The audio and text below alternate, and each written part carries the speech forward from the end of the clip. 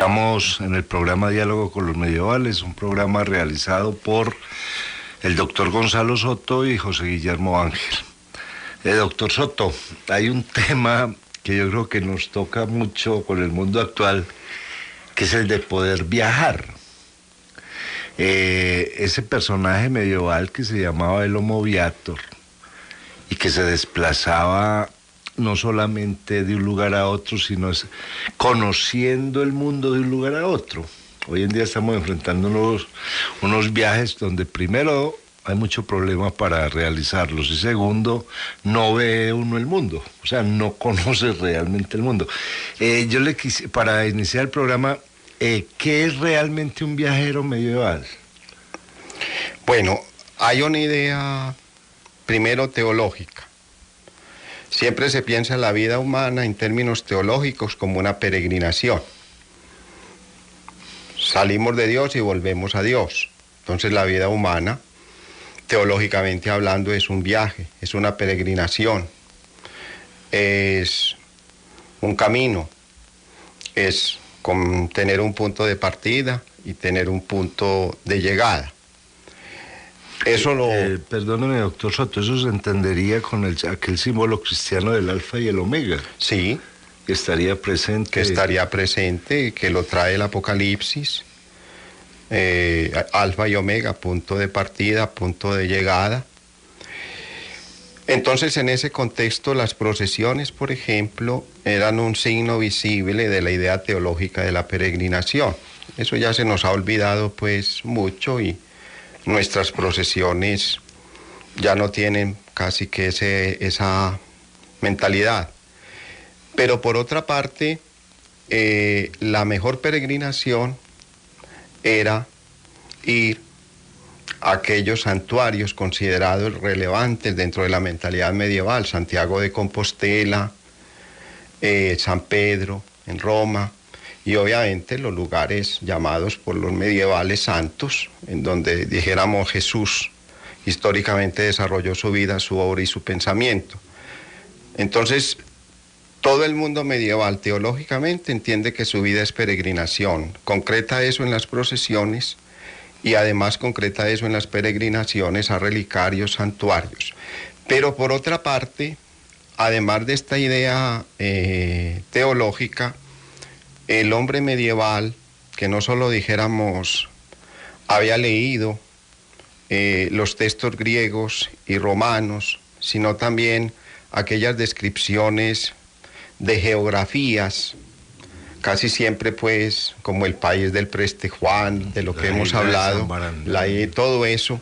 Entonces fue también una edad muy tocada por el ideal de viajar, de conocer eso que se describía y que de alguna manera incitaba a ser buscado e incluso a abrir, si se puede decir así, no solo rutas conocidas, sino nuevas rutas hacia esos lugares, hacia esas geografías, hacia esas alteridades descritas pero no conocidas. Entonces, ya independiente de la vida teológica, independiente de la peregrinación, el mundo medieval fue un mundo de viajeros, fue un mundo, dijéramos, de vagabundos en el buen sentido de la palabra, los cuales después hacían memorias de esos viajes. Pues, Memo, tú conoces mucho lo de Marco Polo, lo de Benjamín de Tudela, exacto, que llega hasta China, dicen las crónicas. Todo eso. Lo de Batuta, incluso, el viajero del Islam. Claro, incluso la geografía aristotélica, si se puede decir así, a ese viajero conquistador que era Alejandro Magno, le impidió seguir de la India, porque Aristóteles prácticamente ahí ponía el fin del mundo. El fin del mundo. Entonces, por eso Alejandro Magno no se adentró en lo que hoy sabemos, pues, que es China, etcétera, etcétera.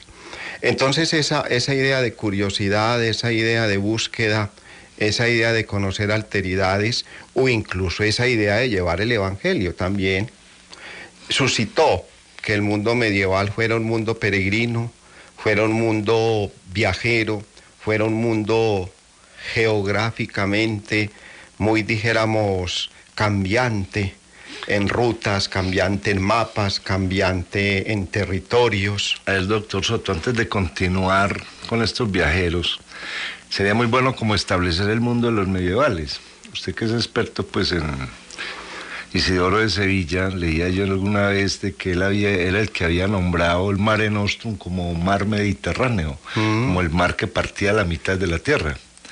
Y ya que usted mencionaba cómo Aristóteles finaliza el mundo en la India, en la frontera con China, pues hasta donde llega Alejandro, también hay que tener en cuenta que en la costa occidental de La Coruña está el Finisterre, ¿cierto? En el norte de España. ¿Ese mapa cómo era realmente? ¿O cómo se configuraba el mapa de un mundo plano y con límites?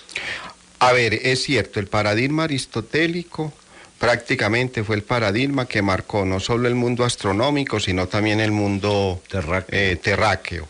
En ese sentido, se hablaba fundamentalmente del Asia, del África, de Europa, y más allá estaba, dijéramos, lo desconocido, lo nuevo o lo no existente, y en ese contexto el mundo medieval giró en torno al Mediterráneo.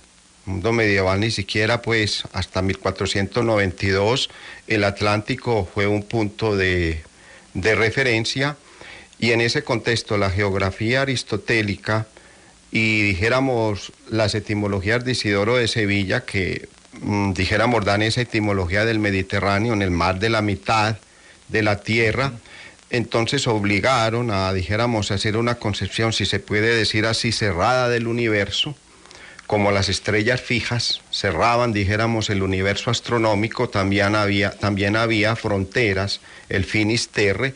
Incluso en la novela de Humberto Eco, la parte de la biblioteca en donde está, dijéramos, lo peligroso de la biblioteca, Jorge de Burgos lo denomina así, Finisterre. Ahí, dijéramos, terminaba prácticamente el mundo medieval, siempre en función del Mediterráneo, y lo que el Mediterráneo contactaba, que era el África conocida, el Asia conocida y obviamente la Europa conocida. Sin embargo, esa geografía fue, dijéramos, violentada, no solo conceptualmente, la idea de infinitud. Hay ya pensadores medievales, ya hablábamos alguna vez de Nicolás de Cusa, pero también de Giordano Bruno, el mundo es infinito. Entonces, por lo tanto, la Tierra y el mundo astronómicamente no están cerrados, y en ese contexto, ya en el Timeo también decíamos alguna vez, el universo se expande y se contrae, tiene procesos de diástole y de sístole, tiene procesos como la respiración, de inspiración y de expiración, y es un organismo viviente, y como todo organismo viviente, dijéramos, se expande, se contrae, y además trataron, dijéramos, a través de viajes, hacer realidad esa, dijéramos, organización viviente del universo en sus expansiones y en sus contracciones. Dicen que el primer mapa geográfico del universo lo hizo precisamente Anaximandro, y Anaximandro con el Apeiron paradójicamente plantea un universo ya infinito, no un universo cerrado, y por lo tanto, como decíamos un poco de los monstruos, el hecho de que no los conociéramos no quiere decir que no existieran. Entonces había una dimensión conceptual que también se traducía en una dimensión práctica, y ahí aparecen los viajes. Esos viajes van configurando mapas cada día distintos. Es como un poco lo que sucede hoy con África, que hoy se levanta uno con un estado y al otro día eso está dividido por guerras o por etnias en 47 territorios. Entonces hoy se levantaba uno en Europa y revisaba la crónica de un viajero, no se le creía, pero de todas maneras el viajero consignaba eso en unas memorias, y eso expandía el mundo en términos, dijéramos, no solo geográficos, sino en términos culturales. A ver, ya que usted toca Aristóteles tenía como muy claro que en cuestión de medidas el infinito no existía, que había que determinar límites para poder entender lo que había dentro de los límites. Sí. De pronto esa concepción del mundo medieval se puede fundamentar en esa idea aristotélica. Sí, el paradigma aristotélico, pues no solo, dijéramos, marcó las conquistas de Alejandro sino también que marcó la astronomía, de ahí en la esfera de las estrellas fijas. El universo en Aristóteles es cerrado, es finito, y por lo mismo el cosmos, que es meramente, dijéramos, el mundo sublunar, pues con mayor razón, si el mundo supralunar es cerrado, finito, pues el cosmos con mayor razón es cerrado y finito. De modo que Aristóteles nunca planteó, ni siquiera en términos conceptuales, esa idea tan bella del timeo de platónico, del mundo en expansión y contracción, un mundo, dijéramos, finito y a la vez infinito, un mundo a la vez limitado, pero a la vez ilimitado. Y eso va a ser, dijéramos, también muy influyente en las cosmologías medievales, la idea del timeo, que van a desbaratar un poco la idea aristotélica. La escuela de San Víctor, por ejemplo, es una enamorada del timeo de Platón y no de las tesis aristotélicas. Entonces, de San Víctor salen, por las traducciones del timeo y por las interpretaciones del timeo, la idea de un mundo infinito, la idea también de una tierra infinita y la idea de alguna manera de que el universo se está expandiendo y contrayendo, y por lo mismo la geografía aristotélica conceptualmente se derrumba. Después, cuando aparecen los viajeros, esa idea de alguna manera aristotélica se va al cajón de la basura, el universo se expande, y al expandirse geográficamente, dijéramos, cada límite a la vez se vuelve no límite. Es como el límite contrae, pero a la vez el límite se expande. Entonces la idea del viajero era más platónica que aristotélica, porque aristotélica al fijarle límites al universo, entonces obviamente le fijaba límites también a la peregrinación y a los viajeros. No así la idea del timeo platónico, que no le fijaba límites al universo y por lo tanto expandía la mirada, no solo en términos conceptuales, sino también en términos pragmáticos. A ver, dentro de estos viajeros, como decía usted ahora, hay un viajero como tal y hay un peregrino. El peregrino realiza una serie de rituales durante el viaje. O sea, lleva un bordón, lleva una vieira, que es esa conchita de caracol. Tiene que cumplir con ciertas normas religiosas, la gente que hay en el camino lo tiene que acoger. Este ritual del peregrino, que diferencia mucho al del viajero que va libre y con el que no hay ningún compromiso, ese viajero que va libre, como decimos, se diferencia mucho de ese peregrino. El peregrino ya busca algo más. Ya no solamente está yendo a conocer el mundo, sino también a buscar efectos religiosos. Tal vez lo más estudiado para nosotros ha sido hoy el camino a Santiago de Compostela. Todavía incluso se puede hacer, a pesar, dijéramos, de los ferrocarriles y de las carreteras y de los puentes, uno todavía encuentra las conchitas, no solo dijéramos de la medievalidad, sino que donde han desaparecido han puesto, entre comillas, conchas de material metálico, para de alguna manera recordar esa idea medieval de cómo la peregrinación integraba a Europa, cómo la peregrinación no exigía pasaportes, ni ciudadanías, ni visas, ni hoteles, porque en la ruta a Santiago estaban monasterios. Esos monasterios, como tú lo has anotado muy bien, eran por definición benedictina hospitalarios, es decir, eran para recibir huéspedes en una tradición que obviamente ya ha sido reemplazada por nuestros hoteles, donde uno no va como huésped, sino simplemente, entre comillas, como mercenario que alquila una pieza. Entonces, en primer lugar, el peregrino es recordarle de alguna manera, primero, la idea de salimos de Dios y volvemos a Dios. Segundo, todos los rituales que tú has anotado. Pero la peregrinación también significa que el cristiano es ciudadano cósmico. Entonces, como ciudadano cósmico no tiene fronteras, no tiene límites y por lo tanto habita en el mundo no solo como peregrino, sino como aquel que no tiene nacionalidad en términos de territorios o fronteras. Ese invento, pues, del cual que nosotros nos maravillamos mucho, perdonen el disque, pero es que a mí me da mucha rabia hoy con las visas y con los pasaportes y con esas fronteras, Ese invento de los estados-nación para efectos de identificarnos con unos límites y unas fronteras, que tiene que tener uno cédula de ciudadanía, pasaporte, visa para poder cruzar fronteras, que es, dijéramos, el invento de las democracias liberales, eso no contaba para el mundo medieval por la idea no solo de ciudadanía cósmica, sino de cristiandad universalmente expandida. En ese contexto, el hecho de peregrinar por la ruta de Santiago, por la ruta a los lugares santos, o por la ruta a San Pedro, o por la ruta a cualquier otro, dijéramos, santuario, lo hacía usted un homo universalis, que no necesitaba ninguna identificación, simplemente la identificación era ser peregrino. Con seguridad muchos no hacían la peregrinación en términos, dijéramos, religiosos, sino de conocimiento geográfico. Por eso la peregrinación era a pie, la peregrinación marcaba, dijéramos, jornadas, estaba dirigida por la Vía Láctea, tenía, dijéramos, sitios de reposo, sitios de hospitalidad, y no había las fronteras, y no había límites, y no había eso de ciudadanías marcadas por pasaportes. No, eso no lo conoció el mundo medieval. Ahora, obviamente la racionalidad ilustrada nos dice que el papado es, pues, la porquería más puerca que se ha inventado en el mundo, pero eso se debía al papado.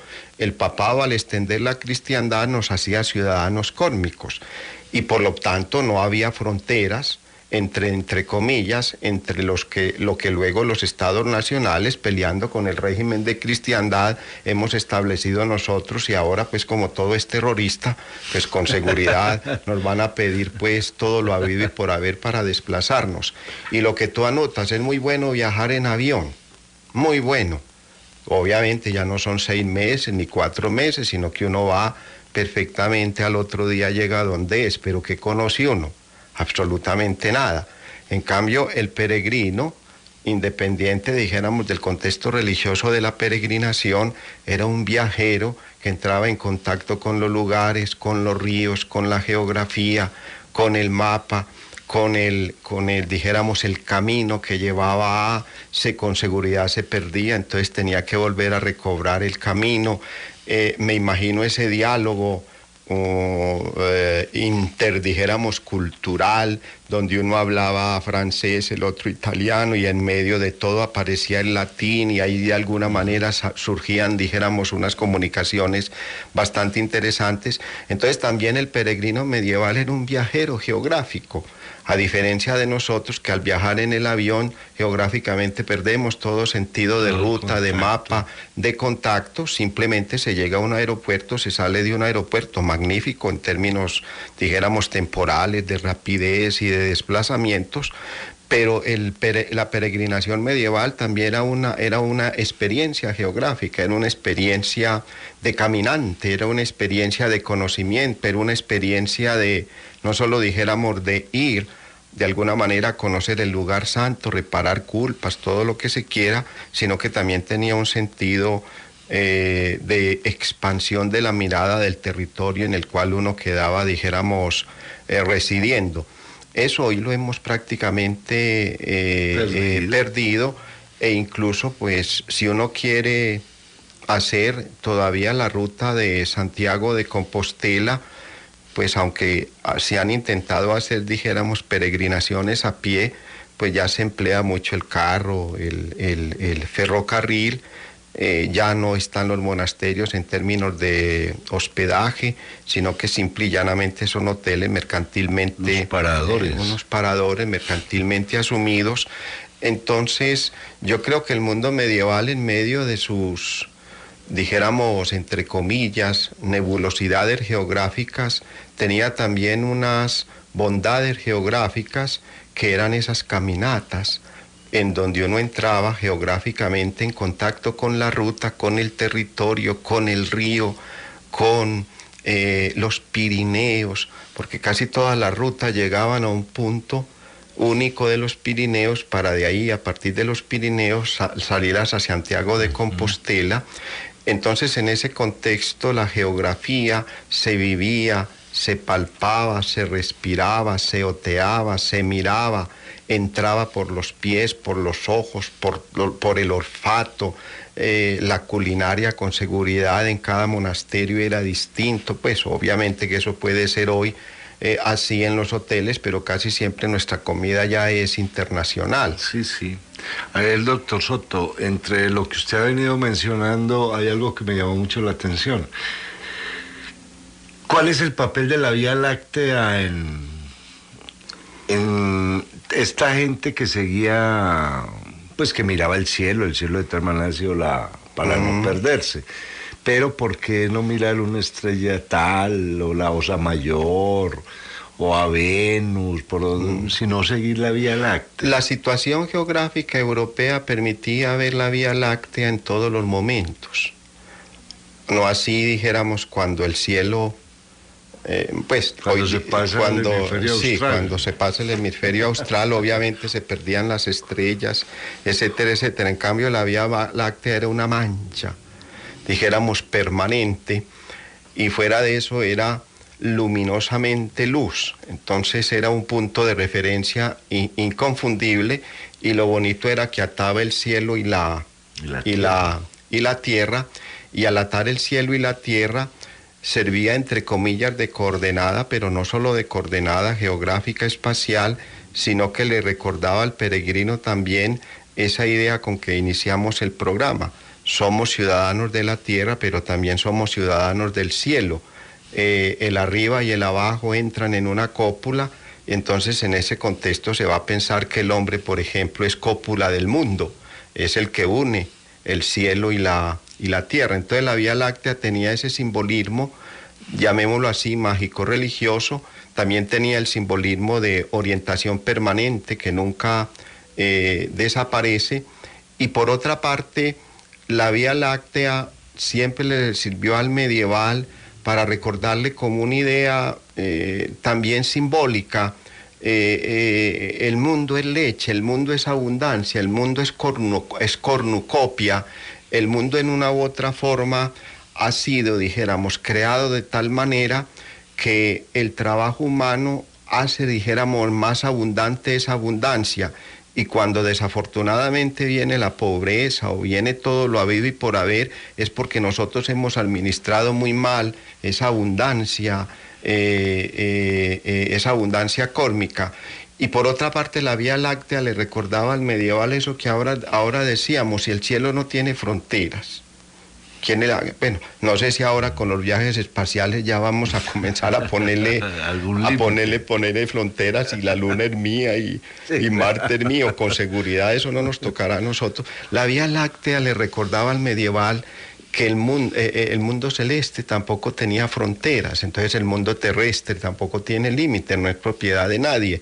En una metáfora muy bonita no recuerdo si es de Orígenes o de Juan Crisóstomo, Juan Crisóstomo dice que la creación no fue hecha con alambrados. Nosotros somos los que le hemos puesto alambrados, y entonces aparecen las fronteras, aparecen los límites, aparece todo eso que después, en una u otra forma, se transformará en los estados nacionales, y al transformarse en los estados nacionales, pues ya se hace muy difícil pasar de un estado a otro, porque ya van a comenzar a exigirse todo eso que ustedes y yo hoy, pues tenemos que hacer para viajar.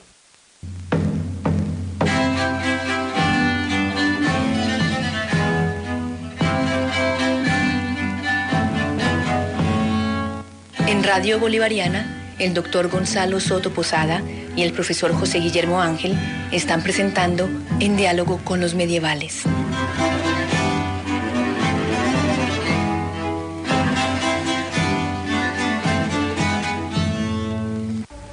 Alguna vez leyendo un libro de Hermann Hesse que se llama Leyendas Medievales, me llamó mucho la atención en ese libro que el personaje permanente de las leyendas es la Virgen María. Sí. Y después, leyendo algún texto de Georges Duby, él le da mucho peso a la mujer en el medioevo.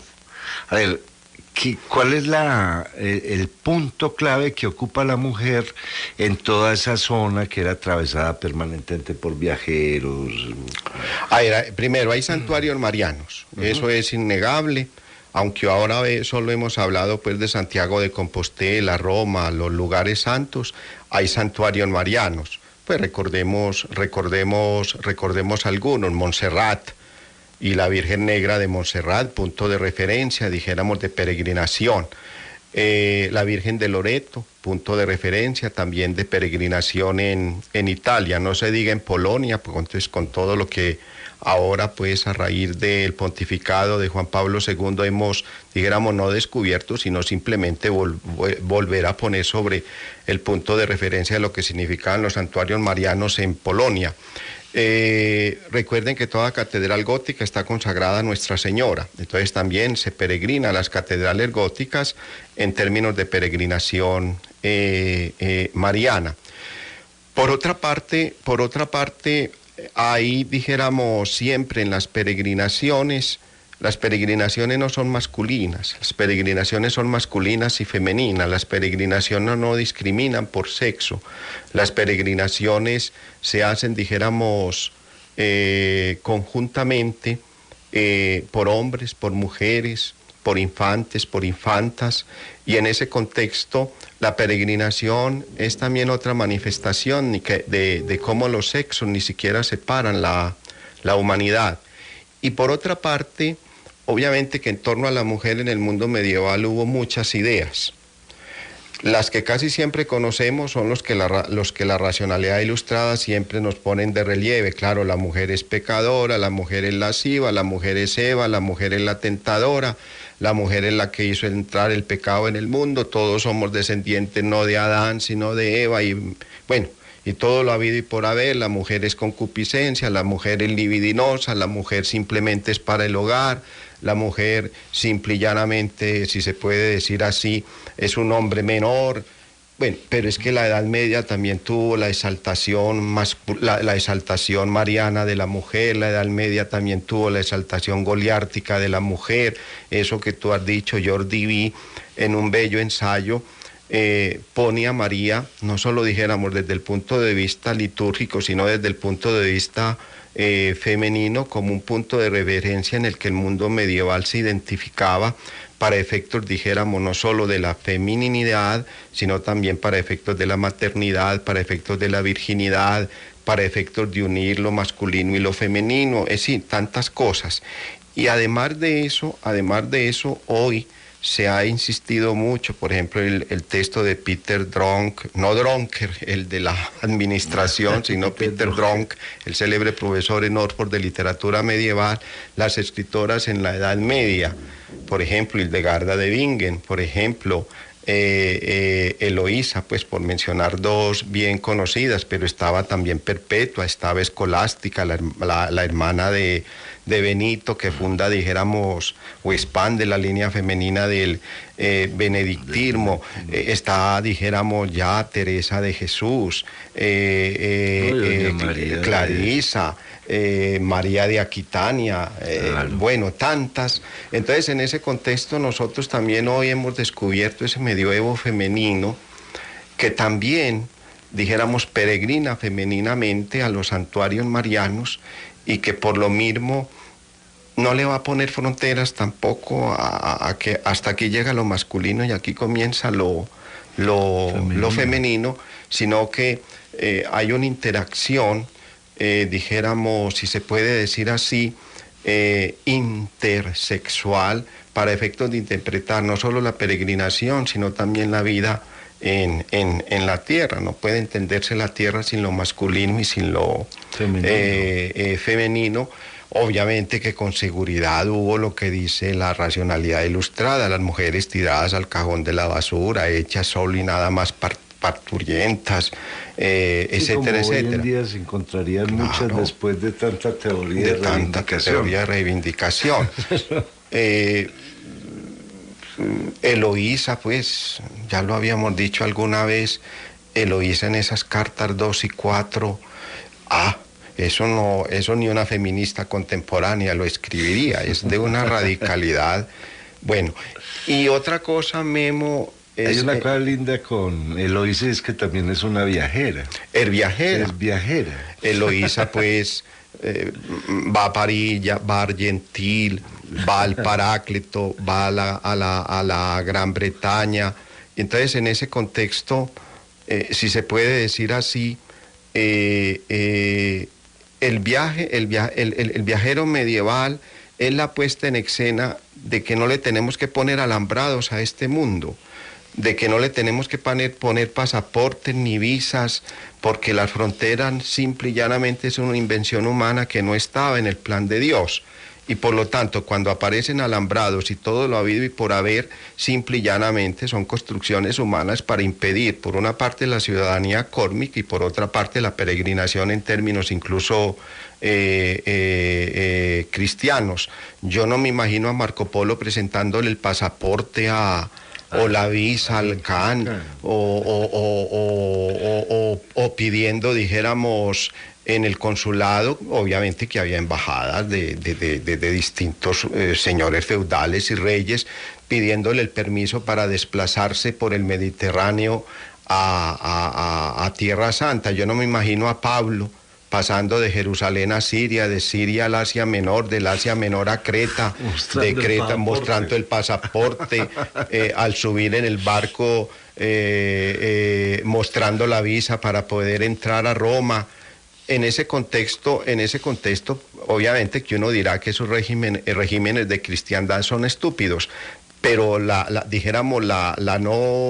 lo que yo le veo de grandioso al régimen de cristiandad, y ya vimos que una idea no tiene sentido si no hay regímenes, es que nos volvió ciudadanos kórmicos, y al volvernos ciudadanos kórmicos a nadie se le pedía pasaporte ni visa, y en segundo lugar, obviamente que en el mundo medieval también con seguridad hubo bandoleros y bueno, eso que oye uno, y bandidos, pues, y eso azotaban los caminos, y ya en el Quijote vemos cómo la manera que se empleó para, dijéramos, darle solución a esos bandoleros era volverlos policías, etcétera, etcétera, pero uno no tenía la necesidad del pasaporte, de la identidad, de la carta de ciudadanía en términos de yo soy de este o de aquel territorio, y no había esas fronteras por las cuales uno tiene que pasar hoy.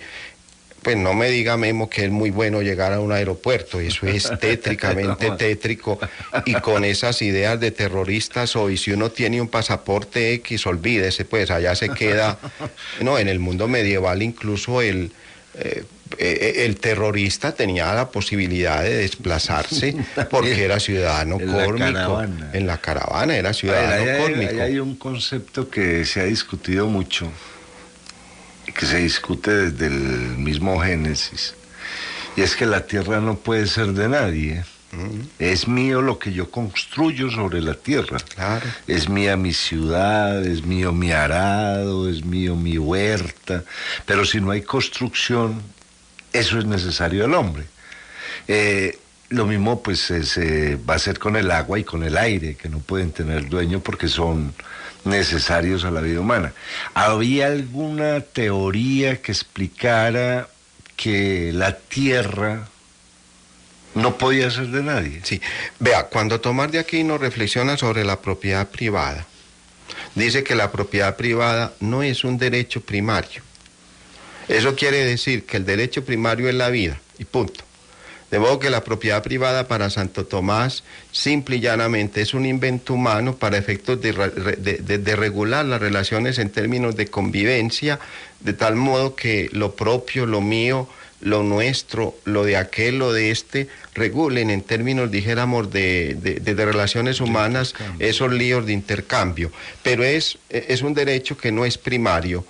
En ese contexto, el sermón, que yo no recuerdo si es de Juan Crisóstomo o es de Orígenes, de que la tierra no tiene alambrados y que por lo tanto al no tener alambrados es propiedad de todos, y que simple y llanamente somos administradores, y que en tanto administradores los límites solo son para administrar lo que es propiedad de todos.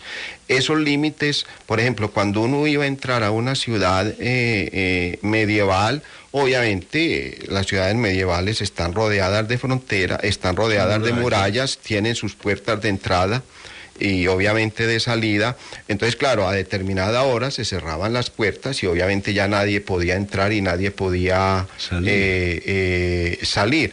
Pero entonces la idea de entrar y salir no estaba determinada porque la ciudad era francesa, o era italiana, o era alemana, simplemente estaba administrada por este señor feudal, por aquel señor feudal.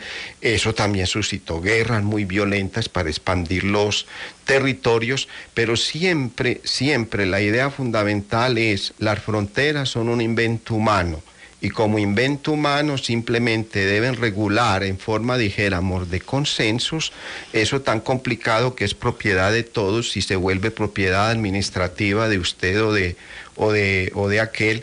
Y en ese contexto la Edad Media discutió mucho el sentido de propiedad. Por ejemplo, el franciscanismo radical dice: la propiedad no tiene sentido, ni siquiera en el sentido de uso, de lo que acabas de exponer muy bien en términos del Génesis. Para Francisco de Asís, ni siquiera el hábito que yo porto es propiedad privada.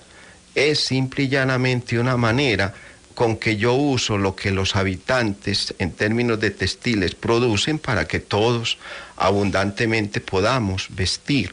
Ni siquiera las sandalias son propiedad, simple y llanamente son un regalo que nos da, dijéramos, el zapatero para efectos de andar de alguna manera un poco con seguridad, pero Francisco, por ejemplo, prefiere andar desnudo. Obviamente que eso contrasta con la riqueza de la iglesia, con la riqueza de los monasterios, porque claro, ahí obviamente uno no puede decir, una cosa es lo que se piensa y otra cosa a veces es lo que se vive. A ver, pero lo que se está planteando aquí, doctor Soto, es que algo como la Unión Europea, que empieza a carecer de fronteras, es una recuperación de ciertos principios de la Edad Media. Totalmente, Memo. Incluso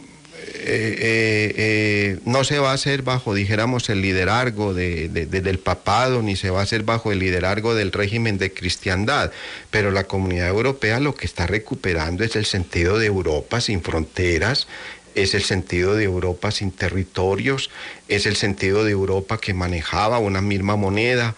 Incluso yo no sé si llegarán, dijéramos, a inventarse una lengua común, en términos, por ejemplo, de lo que era el latín para efectos de movilización y de cultura. Entonces la Comunidad Europea no es un invento contemporáneo. Yo creo que la Comunidad Europea es el del monte de las racionalidades ilustradas que nos enseñaron a habitar este mundo en términos de identidades culturales para efectos, paradójicamente, no de enriquecernos a través de las identidades, sino de fijar fronteras entre unas y otras nacionalidades. Lo cual obviamente pues ha sido también muy duro en términos de guerras y de ejercicios bélico-militares también en el mundo medieval. Pero yo lo que quiero resaltar a través de la idea de peregrinaje y de viaje es que el mundo medieval no conoció en términos de identidades el sentido de frontera, el sentido de límite, el sentido de pasaporte, el sentido de cédula de ciudadanía, el sentido de visa, el sentido de aduanas, el sentido de esto, el sentido de aquello, que son inventos típicamente de los estados-nación para efectos de consolidar la nación en términos de identidad, y entonces había que fijarle unas fronteras porque eso nos hacía soberanos. Desde esta perspectiva, cuando uno analiza los caminos medievales llevan a todas las partes. Los caminos medievales no están circunscritos a un territorio, sino que llevan a todas las partes de Europa, de las ciudades. Hay algo, doctor Soto, que me ha llamado mucho la atención cuando uno ve cuadros sobre el medioevo, y es que apareció un santo medieval vestido de caballero que se llama San Mauricio, y San Mauricio es negro. Eso también es muy importante. Por ejemplo, no solo San Mauricio es negro, sino que cuando Cormi y Damián hacen el milagro de trasplantar, el primer trasplante es milagroso, hacen el milagro de trasplantarle al que tenía cáncer en la pierna de otro, resulta que le resultó de un color la una y de otro color la otra, y la piedra y la trasplantada era de color moreno. Las vírgenes negras de la tradición gótica y de la tradición catalán también son muy interesantes, porque independiente de que el negro siempre significa, dijéramos, bueno, el negro tiene muchos simbolismos, pero dijéramos el más radical es el que se puede concretar en la alquimia. Lo negro es, dijéramos, lo que está en trance de resurrección, lo negro es lo que está en trance de transformación, lo negro es la condición de posibilidad de lo blanco, lo negro es, dijéramos, el blanco en germen, en potencia, en actualidad, y el blanco tiene el simbolismo no racial, sino el simbolismo de purificación, de sublimación, de santo grial, de tantas cosas en términos simbólicos. Entonces, en ese contexto, el Mauricio negro, la primera pierna trasplantada, aunque sea milagrosamente, en Cormi Damián, las vírgenes negras de la tradición gótica, siempre simbolizan que el universo siempre es un juego en términos simbólicos de contrarios para efectos de unidad. En ese contexto, de nuevo, el negro es un símbolo de que no hay fronteras, el negro es un símbolo de que estamos en posibilidad de pasar al blanco, al amarillo o al rojo, los procesos de la obra alquímica, y que por lo tanto cuando usted le pone límites a algo, está violando el plan divino que no le puso límites en términos geográficos a nada. Incluso hay unas discusiones medievales interesantísimas sobre la omnipotencia divina. Por ejemplo, puede hacer Dios un círculo cuadrado. Puede hacer Dios que una virgen que perdió la virginidad sea restaurada en su virginidad. Puede Dios cambiar el hecho histórico que ya pasó. Y hay diversas tesis. Desde la omnipotencia absoluta de Dios, Dios puede hacer un círculo cuadrado. Dios pudo haberse encarnado en un burro, como dice Ockham, hasta la tesis tomista de la potencia ordenada de Dios. Dios tiene que respetar unas, dijéramos, esencias en términos de naturaleza. En ese sentido, Dios puede restaurar la virginidad en términos de milagro, pero el hecho histórico de que perdió la virginidad, Dios ya no lo puede, no lo puede quitar. En cambio, para Pedro Damiano no solo le puede restaurar la virginidad, sino que incluso puede hacer que la Virgen no haya perdido la virginidad. Entonces esas discusiones son interesantes porque también entran en el problema de si en términos de naturaleza humana este mundo tiene que ser, en términos de naturaleza, incluso humana, este mundo tiene que ser como está.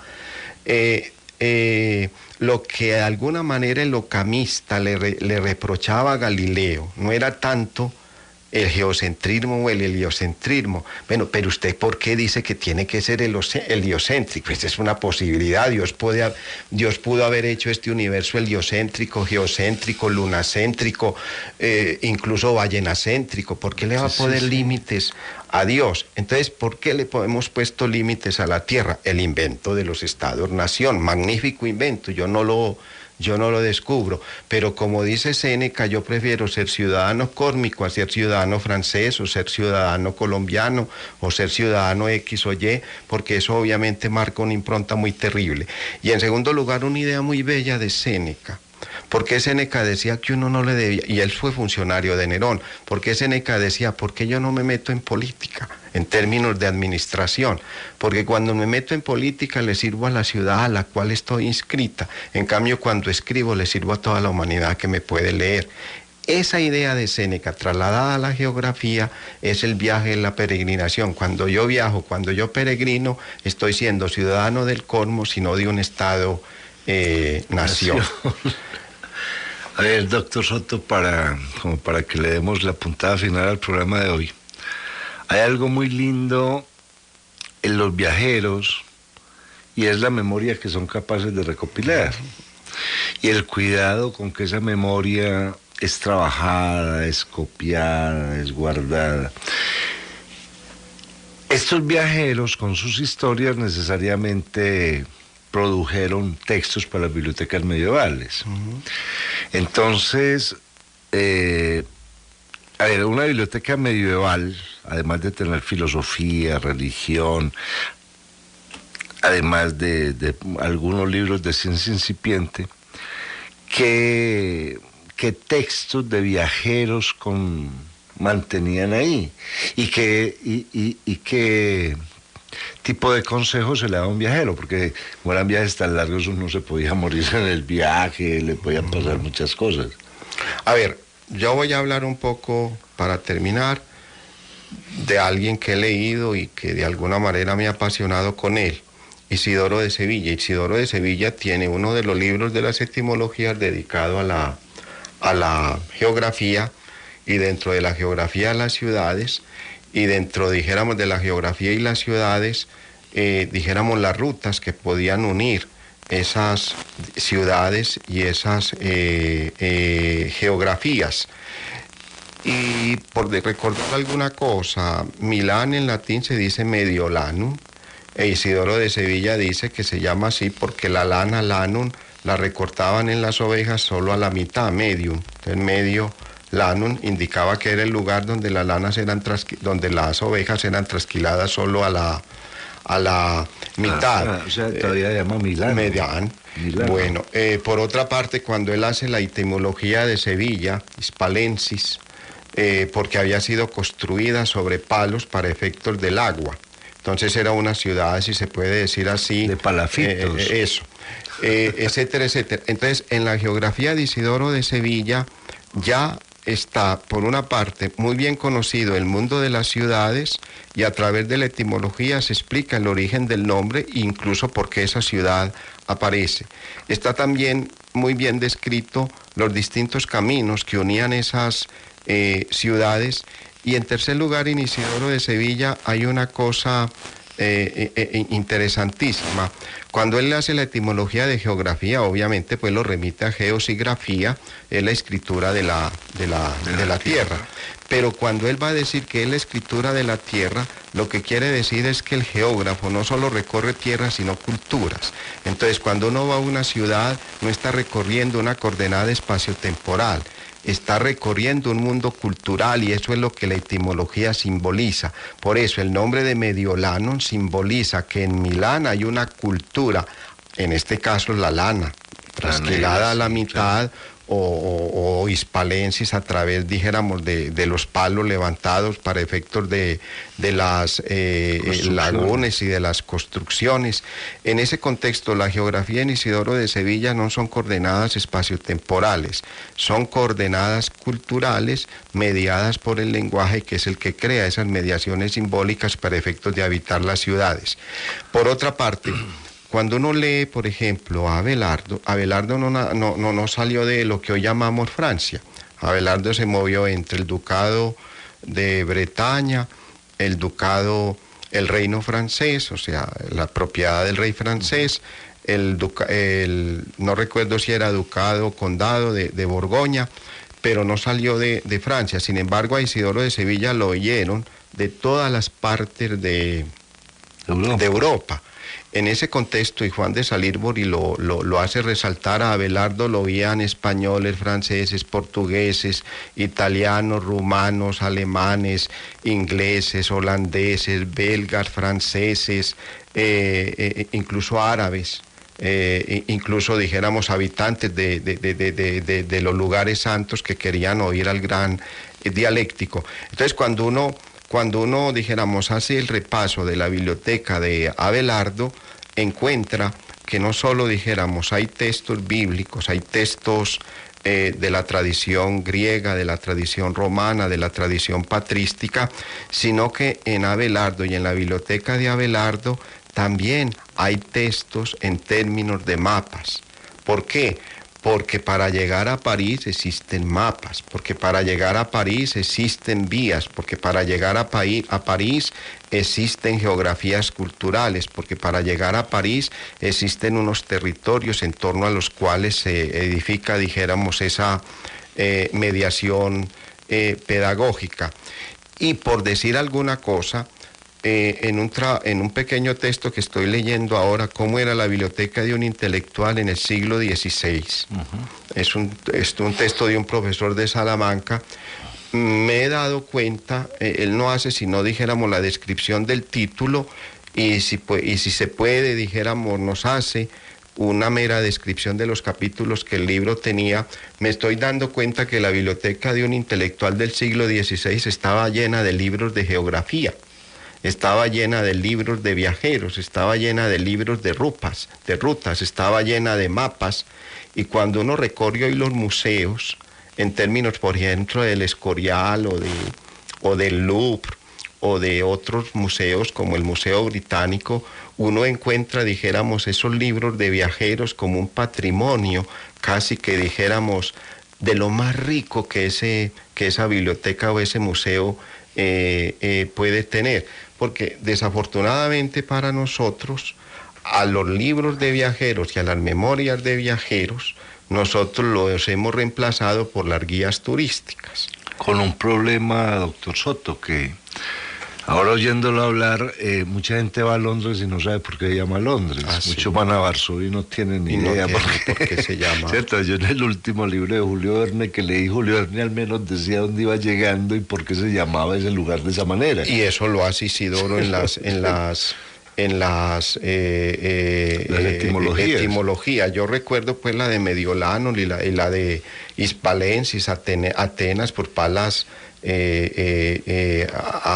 Atenea, Jerusalén, claro, la ciudad de la paz, etcétera, etcétera. Pero entonces una ciudad era para un medieval un símbolo cultural, y por eso los relatos de viajeros eran tan importantes para el medieval, y las guías turísticas, que obviamente yo no les desconozco su utilidad, pero las guías turísticas han reemplazado, dijéramos, la lectura de esos relatos de viajes. Y yo me pregunto si, ¿por qué no, por ejemplo, uno cuando recorre a Colombia no lee los textos de Humboldt y sus viajes para efectos de la geografía, o de la expedición botánica para efectos de la descripción de las plantas? No, eso es perder el tiempo, eso carece de sentido. Ya tenemos la guía dada, dijéramos, por la Corporación de Turismo, y eso nos indica, etcétera, etcétera. Sí, ahí viene la pobreza que nosotros acreditamos. Claro. Porque vemos sin saber qué vemos. Y en segundo lugar, lo que tú decías tal vez en una conferencia, estamos muy bien informados, pero muy mal formados. Entonces, a través de las guías turísticas tenemos toda la información habida y por haber, y a través del internet lo que se quiera. Pero dígame por qué se llama Varsovia, dígame por qué se llama Milán, dígame por qué se llama Sevilla, dígame por qué el Betis se transformó en Guadalquivir. Como un nombre latino, Betis, se transforma en un nombre árabe que significa Guadalquivir. No, eso era lo que el viajero medieval encontraba en las etimologías de Isidoro de Sevilla, y no meramente una guía turística. Defiendo las guías turísticas porque eso le sirve a uno mucho. Pero qué bueno que cuando uno llegue a Milán le digan por qué y desde dónde surgió ese nombre de Milán. Y porque es una pasarela de la moda, además. Y porque es una pasarela de la moda, tiene que ver de alguna manera con... Claro. Muchas gracias. Bueno.